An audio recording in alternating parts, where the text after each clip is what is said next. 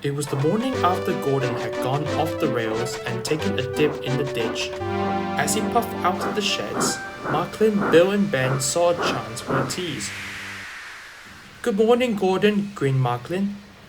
"You look as if you had a mud bath," laughed Bill.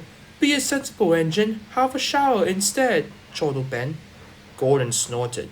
"I haven't time to dawdle over my appearances like fussy little tank engines do." The wind blew stronger as the big blue engine steamed on. "Phew, Gordon, slow down," called his driver. This made Gordon even crosser. "I'll be dirty and late, he hissed. At Lower Tidmouth Station was a sign, "All trains must wash down daily," with an extra note by the Fat Controller, "Usefulness before cleanliness." James had just finished being clean. "Come on, Gordon," said his driver. "You'll feel better after a good hose down." "Pah!" snorted Gordon, and he angrily let off steam, covering poor James in mud. "You are a very naughty engine," said Gordon's driver. "Now James will need another shower. You'll have to wait your turn till later." "Good riddance," huffed Gordon. "I'm far too busy to waste time with water." He finished his journey safely and steamed into the big station. The Fat Controller was waiting. So was Gordon's coaches and the passengers. "Goodness gracious," said the Fat Controller. "You can't pull the train. Henry will have to do it. Gordon, you better get clean straight away."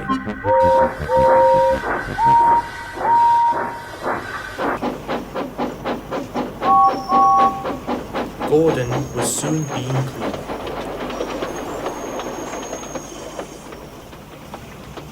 "Mind my eyes," he grumbled. "Shut it, silly," grunted a workman. "Oi, did you ever seen such mud, Bert?" "No, I haven't, Alf," said another. "You ought to be ashamed, Gordon, giving us extra work." The hosing and scrubbing stopped. Gordon opened one eye, but shut it quickly.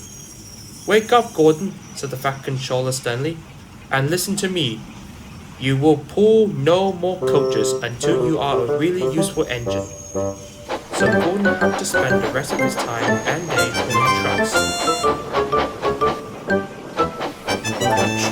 Goods trains, he spluttered. He felt his position deeply as he pulled them hard. "That's for you, and you, and you." "Trucks will be trucks," laughed James. "They won't with me," puffed Gordon. "I'll teach them. Go on." And another truck screeched away. "They tried to push me down this morning," he went on. "Be careful, it's slippery there. You may probably need some help." "Ha! I don't need help on hills," replied James huffily. "You think you know everything, Gordon." Gordon just laughed and got ready for his next train. James went away to take the express. "Slippery hills indeed," he snorted as soon as the guard whistle blew. "I don't need help. Come on, come on." All in good time," grumbled the coaches.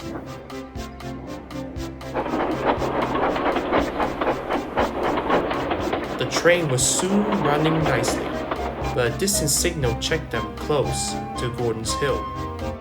Gordon's Hill used to be bleak and bare. Strong winds from the sea make it hard to climb.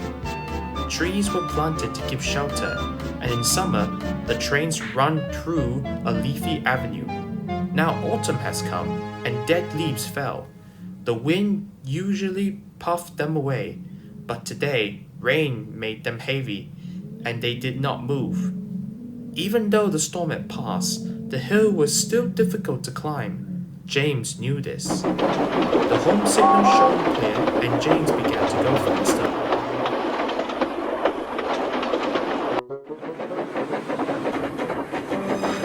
I can do it, he puffed. Halfway up, he was not so sure. I must do it.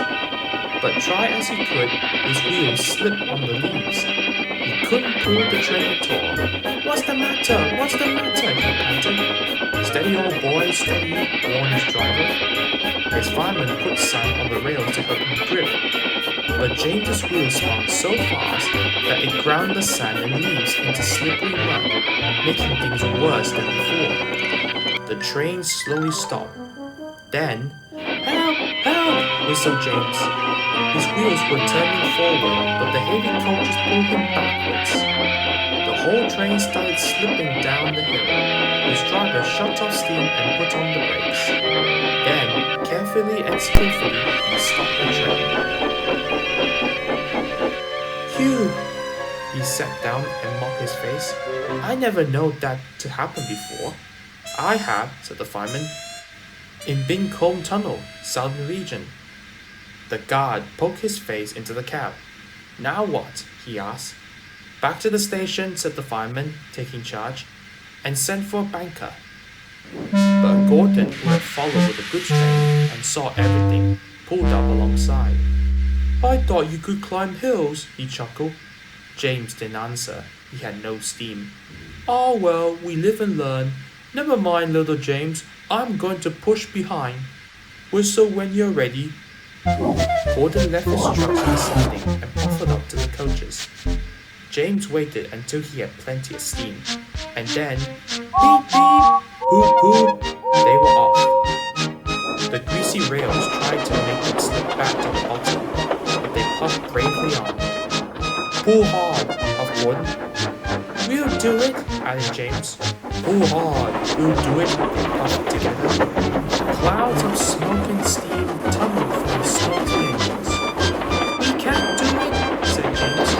"We will do it," said Gordon. At last, they reached the top. "We've done it! We've done it!